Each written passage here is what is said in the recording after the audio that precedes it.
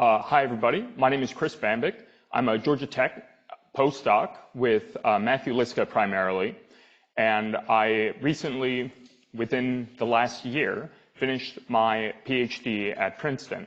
And so I'm going to be talking to you both about my current research, mostly at the end, but primarily about the work I did during my doctorate on local simulations of accretion disk coronae. And when I say local simulations, I mean shearing box simulations.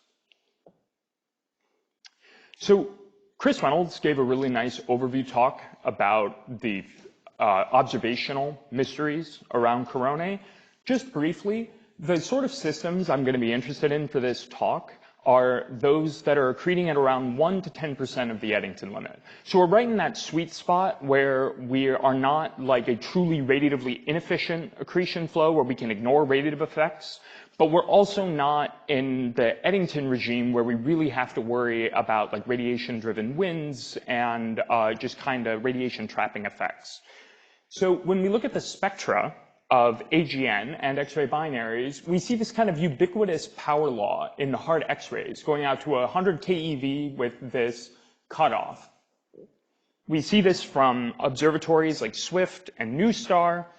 And if we were to interpret this power law component in the context of a thermal compensation model, the photon index would imply that the optical depth to electron scattering of these systems is approximately order unity, 1 to 10.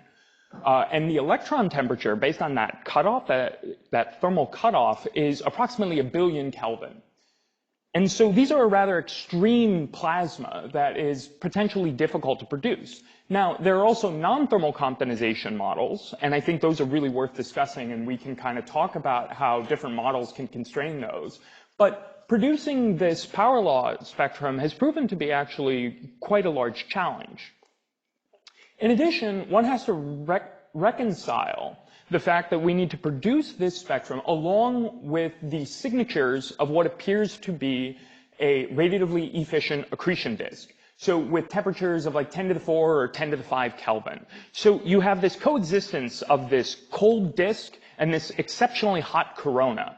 And for that reason, this has been known as a coronal heating problem, similar to that on the sun, where the sun is a few million Kelvin corona being fed by a 6,000 Kelvin solar surface. In addition, we see the signatures of the iron K alpha fluorescence line, which appears to be broadened, perhaps by the spin of the black hole, which tends to imply that coronae form very close to the central black hole that's powering them. In addition, X-ray binaries have provided us a way of probing this particular physical system, which is if we were to plot the luminosity versus the spectral hardness, so the ratio of hard to soft photons, and we were to see how an X-ray binary, a black hole X-ray binary, undergoes an outburst, we find that it tends to start in the hard state, which is often associated with kind of a simple toy model of a truncated disk corona. So you have a cold optically thick flow at larger radius, and it transitions into a radiatively inefficient optically thin flow at small radius.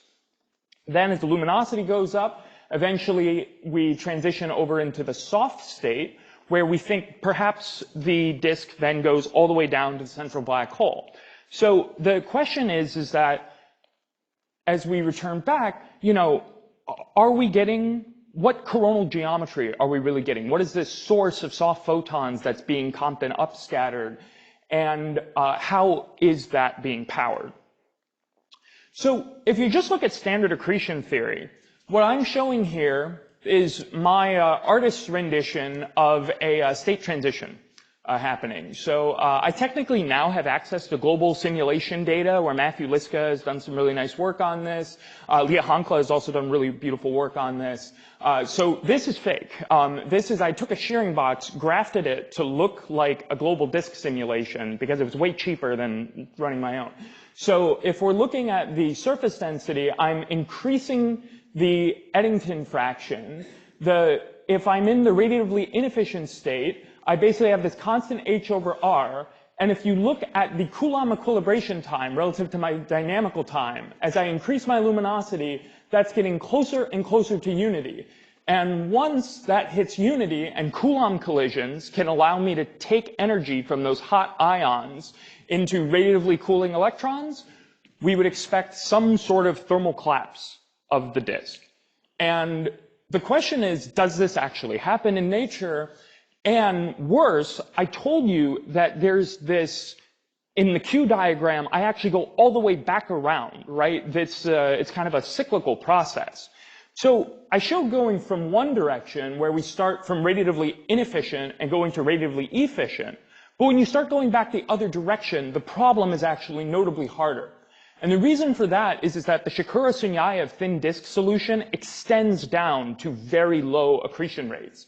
So if you start thin and you just decrease your accretion rate to try and decrease the luminosity, you just get thinner and thinner and thinner. And one must ask if that is really borne out by observations. And so if we wanted to study a sandwich corona, and we do believe that resolution is a primarily consequential aspect of these models, one good way of going about that is to really zoom in on the physics of the sandwich corona through a local simulation. So taking a cutout of a local patch of the global disk and simulating the shear flow across it via the stratified shearing box method. That was what I did during most of my PhD. The other alternative is to go for the global calculation and try and really capture this truncated disk geometry. And so this is what I've been doing during my postdoc. And a lot of my motivation for this was really all of this interesting work going on in the physics of heating the solar corona. So we saw these wonderful talks by Stuart Bale yesterday, showing this absolutely exquisite data coming from the Parker Solar Probe, motivating these questions of like alphane wave heating in Coronae, potentially driven by interchange reconnection at the surface. So the two physical ingredients I'm going to be focused on are Coulomb collisions and ion thermal conduction. And the basis of how we're going to handle these is by looking at the various timescales in the system. So we know that based on believing that the ions and the electrons might be decoupled, such that the ions can heat up to the virial temperature, the ion-ion momentum exchange or collisional timescale is going to be substantially longer than the equilibration time, the timescale over which ions give their energy to rapidly cooling leptons. That's going to be comparable to the dynamical or orbital timescale, which is going to be much longer than the inverse Compton cooling time, which is the cooling time for the leptons. So using this, I can basically exploit this separation of timescales to design a cooling function for the ions. In addition, to implement ion thermal conduction, since we know this is an approximately collisionless plasma, we know that the ions are going to likely propagate their heat at the free streaming limit. And so in the model of ion thermal conduction evaporation, the idea is that you start with this thin disk in the soft state, you start forming a hot corona around it, and then it channels energy into the disk, which causes evaporation.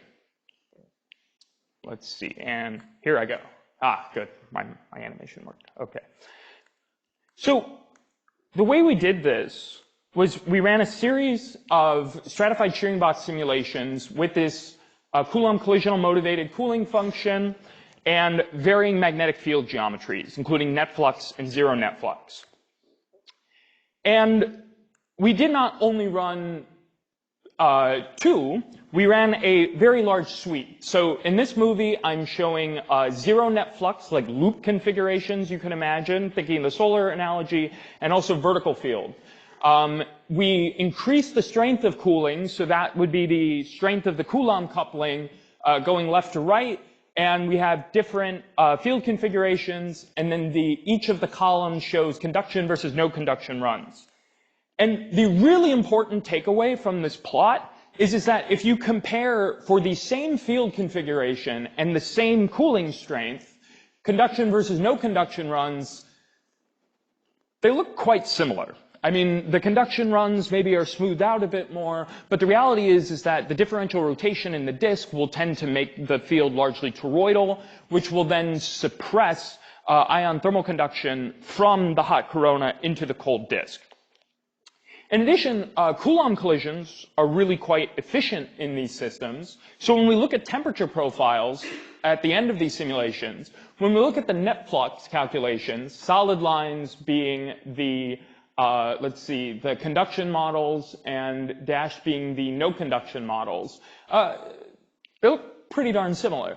But if we look at the zero net flux case, we find that rather than evaporating the disk, ion thermal conduction tends to cool the corona. So we take some energy out of the corona and kind of help in this condensation process.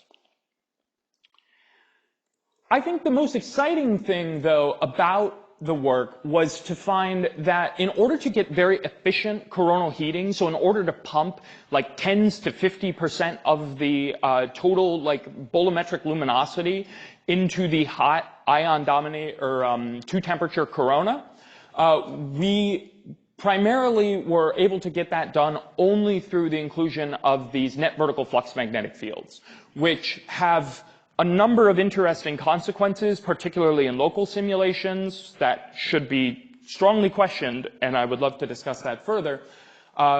So this is kind of what motivated me to want to pursue a global calculation to see if we can kind of meet in the middle here, if the intuition I can learn from one carefully controlled numerical experiment actually carries over into the much larger models. And this is important because this is similar to this analogy of, am I heating the open solar corona with these net vertical fields, or am I talking about these closed loop configurations? So at Georgia Tech, I've been given access to absolutely exquisite data, the largest two-temperature radiation GRMHD simulation ever run, a restart of Matthew Liska's 2022 two-temperature run, but at double the computational resolution. Overall, the analysis is approximately 7 petabytes, which has proven to be somewhat difficult. However, I'm thankful for the resources of the Frontier supercomputer to enable this. But this is a density plot we're looking at. And so we're looking at about a 7 orders of magnitude difference in density between the bright high-density material on the outside of this truncated disk and these cavities we're seeing forming. And so it looks like this standard MAD, but all these cooling filaments coming in. And so to give you a sense, if I look at the ion temperature, here, the yellow colors are going to be 10 to the 12 Kelvin. So this is a trillion Kelvin. And the colder material is going to be around 10 to the 7 Kelvin. You see these cold interpenetrating streams kind of coming in from the outer truncated disk and accreting toward the black hole, sometimes getting annihilated. So we've been studying this process and really trying to categorize this. In addition, the extreme resolutions of these calculations have enabled us to zoom in and kind of detect structures that are reminiscent of the sort of plasmoids we would expect from the beautiful work by Bart Ruperta on the plasmoid reconnection in radiatively inefficient systems. So this would be the radiatively efficient analog of some of those questions. And the reason I'm so excited about this is that by being motivated by all this solar coronal physics, we can kind of uniquely go after these questions of wave heating. And so I will close here by noting that I came here with an undergraduate student, Grant Van Gerpen, who has a poster. I highly encourage you to check that out. And I will leave with my conclusion slides. Thank you very much. Thank you very much, Chris.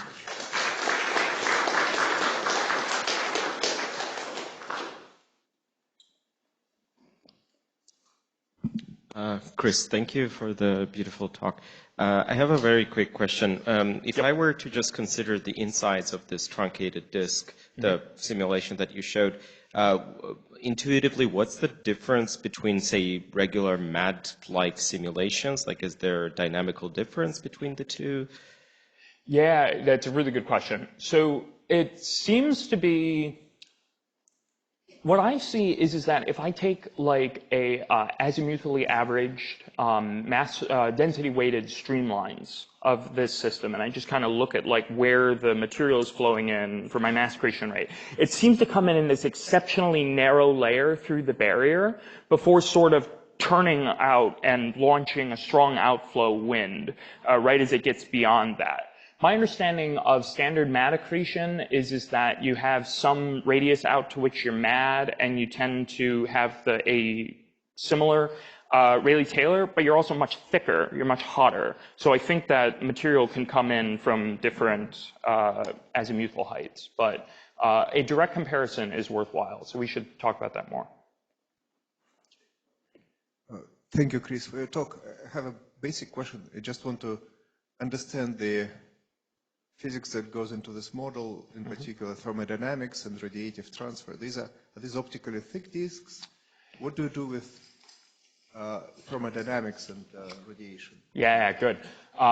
So the writing down all the equations would be necessary in order to make sure that we are fully clear. This uses Sean Ressler's kind of dissipation tracker model combined with the Sadowski simultaneously evolving the ion electron temperature. Oh, okay. It's not as a thermal, right? Correct. Correct. There is some heating, there is some cooling, there is radiation. Yes. It's optically thick. So it is optically thin except for those cold filaments that are interpenetrating in. That's where you sort of get your optical depth from. However, it's an optically thick disk at about 20 Rg radius, and the radiative efficiency gives you an Eddington rate of about 35% Eddington. So do you have Bremsstrahlung radiation? What is it cooling? What are radiative processes? There is a large list of opacities that are included, and yeah, I can show you all of them. This sounds fitting technical, so let's go to lunch. I think Krzysztof had his hand first. So this is a case studied by Matthew with poloidal flux, or there was also a study with toroidal, and you now call this Corona, or this is just a base of the mud jet. So this is started from a poloidal loop, like a single poloidal loop. Yeah. There is a cooling phase using a noble cooling function during which the truncation happens. Jibo Musoke has been doing wonderful work on understanding that process. The disk is already truncated at the point that radiation and two temperature effects are turned on. Let's see. Yeah, and I think the argument is basically any of the hot ion material where you get approximately 10 to the 9 Kelvin electrons would be the potential corona. I mean, the truncation is due to because there is a lot of magnetic flux inside. So correct. So my understanding is that the accretion rate is dropping over time. It's not truly a steady state system. So once it becomes mad, you can start ejecting flux back into the disk. That provides magnetocentrifugal torques. You start emptying it. And you can kind of also create this magnetocentrifugal barrier, things like that. All right, thanks so much, Chris, for the very interesting talk.